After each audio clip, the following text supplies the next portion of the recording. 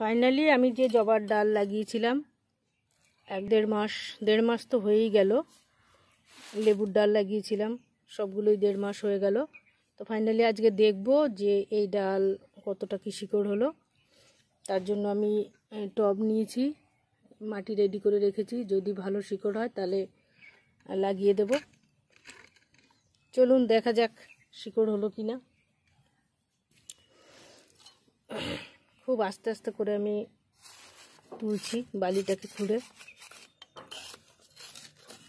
তো খুব সহজে জবার ডাল, লেবুর ডাল, যে কোনো গাছ ডাল লাগিয়ে দেখতে পারেন।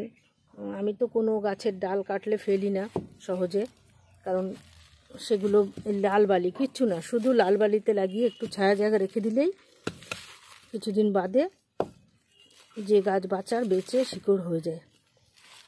খুব সুন্দর শিকড় হয়েছে প্রচুর পরিমাণে। তো এগুলো আলাদা আলাদা করে আমাকে দেখতে হবে কোনটা কীভাবে লাগাবো। খুব সাবধানে তুলতে হবে, নালে শিকড় কেটে গেলে অসুবিধা আছে। এটাও হয়েছে শিকড় অল্প। আমি লাগিয়ে এখন ছায়া জায়গায় রেখে দেবো কদিন, তারপরে আস্তে আস্তে এগুলোকে, এখন খুব একটা বড় টবে দিইনি, ছোট টবে দিয়েছি।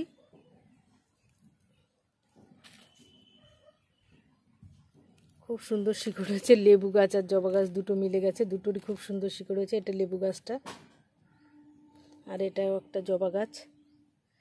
তো মাটি বেশি কিছু দিয়ে তৈরি করিনি, সামান্য গোবর সার আর প্লেন মাটি, এটা দিয়ে তৈরি করেছি। এবার আমি গাছগুলোকে লাগিয়ে ছায়ায় রেখে দেবো 7 দিন।